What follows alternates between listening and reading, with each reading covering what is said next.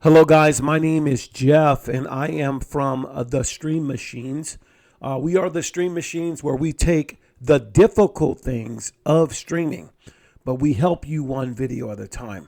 In this video, we're going to take you, or actually show you, three things that you can do right now as we go into 2026 to make your Android device run really, really smooth. So let's jump.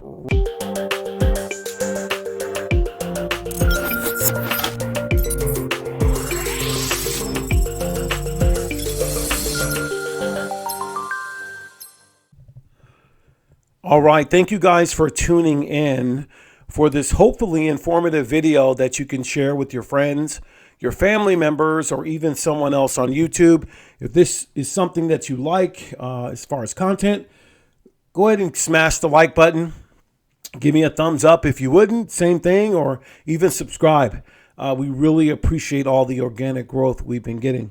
So 2025 has been an amazing time for streaming, but as we enter the last month of the year, one of the things I like to do is find out what are the simple things you can do to make your streaming devices run smoother going into 2026. So I'm going to give you three things to do, and I want you to pay attention to number three because not a lot of people talk about it. So the number one thing you can do to make it super smooth going into 2026 on your media device is to optimize your network in your house. So you want to optimize your network configuration, your home network.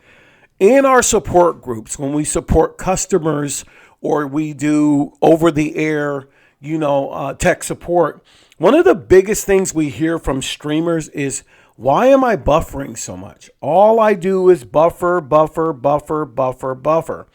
And people don't realize that if you don't optimize your network, you're going to buffer. About 98% of your buffering comes from your own network. So if you're going to use a Formula Z11 Pro Max, like I'm doing right here, these devices are upscale. They're more expensive. That means they should have the best processor, the best network card, Ethernet card, all that in the device to help you connect to Wi-Fi. So the first thing when you optimize your network is to make sure that you are using Ethernet instead of Wi-Fi. Now, if you're able to run an Ethernet cord from your router and modem into the device, you are pretty much guaranteed to get the optimal speed that your internet service provider is offering.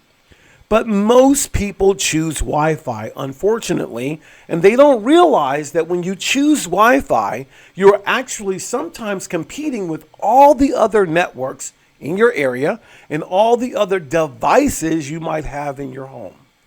So at all costs, if you can, run an Ethernet cord. But if you can't, just make sure you're connecting to the 5 gigahertz band. And a Z11 Pro Max has Wi-Fi 6 and AX 2x2. So you have a 2.4 gigahertz and you have a 5 gigahertz. Make sure you know the difference by checking with your internet service provider. The other thing that you can do to optimize this is to reboot your router and modem one time a month. I mean, shut it off for about 60 seconds and let it boot back up. That gets out all the junk and gunk that you've had while you've been streaming. So, hey, the second thing that you can do to make it run at an optimal level, your device, is to do the software updates. One of the things I love about Formula devices is they always have they always release firmware updates for the Z11 series or even other formulas. Knowing this, you have two types of updates you want to check. You want to check the firmware updates and you also want to check the app updates. So to check the firmware updates, you want to go to the settings wheel on this device and then you want to go here, press OK. You're going to get this set and you want to go down to device preferences and then you want to go to about. Once you go to about, you can see if there's any type of updates here where you can restart, you can do all of those things on this device, okay? If the second way you can check if there's an update is a lot more simpler, is you could go back to the home page, and at the top in the quick settings, if you go down to the software update right here and press OK, the device will tell you I'm not connected to the internet, but if there was an update here, it would show a number of that update, how many there are, and it would give you an option to update your firmware, your launcher, your tuner, all of those things you can find and you should do on a regular basis. So always check for software updates, okay? So let's move into number. All right, guys, the third and final thing that you can do to make your device run smooth into 2026 is to maximize your CPU performance. Now, I mentioned before, not a lot of people talk about this, but this is definitely something that's big, and it's found in developer options.